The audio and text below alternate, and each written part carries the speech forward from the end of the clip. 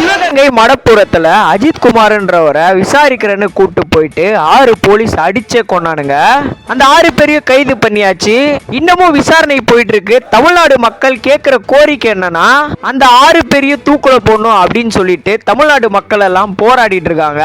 ஆனா இப்போ ரீசெண்டா ஒரு வீடியோ ரிலீஸ் ஆயிருக்கு. ஒரு சைடுல அஜித் குமாரோடைய ஃபேமிலியா இருக்காங்க, இன்னொரு சைடுல காம்ப்ரமைஸ் பண்றதுக்காக போலீஸ்லாம் இருக்காங்க.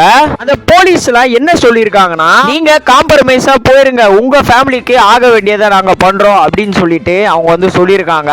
இந்த காம்ப்ரமைசேஷன் எதனால நடக்குதுன்னு தெரியுமா? 2026ல தேர்தல் வரப்போது.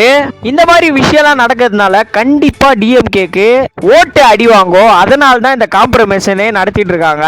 இது மட்டும் கிடையாது, இன்னும் நிறைய கேஸ்ல நாங்க வந்து நீதி வாங்கி தரோம் அப்படின்னு சொன்னவங்க தான் அதுக்கப்புறம் ஆளையே காணோம். அந்த நிலைமை தான் எல்லா கேஸ்லயும் நடந்திருக்கு. அதனால தான் இப்போ காம்ப்ரமைசேஷன் அரேஞ்ச் பண்ணிருக்காங்க. நான் பழைய வீடியோலயே சொல்லியிருக்கேன், இதுக்கு பின்னாடி ஏதோ ஒரு பெரிய தலை இருக்குன்னு. கண்டிப்பா அதை கண்டுபிடிச்சே ஆகணும். நீங்க இதை பத்தி என்ன நினைக்கிறீங்க அப்படின்னு சொல்லிட்டு உங்களுடைய கமெண்ட்ல சொல்லுங்க.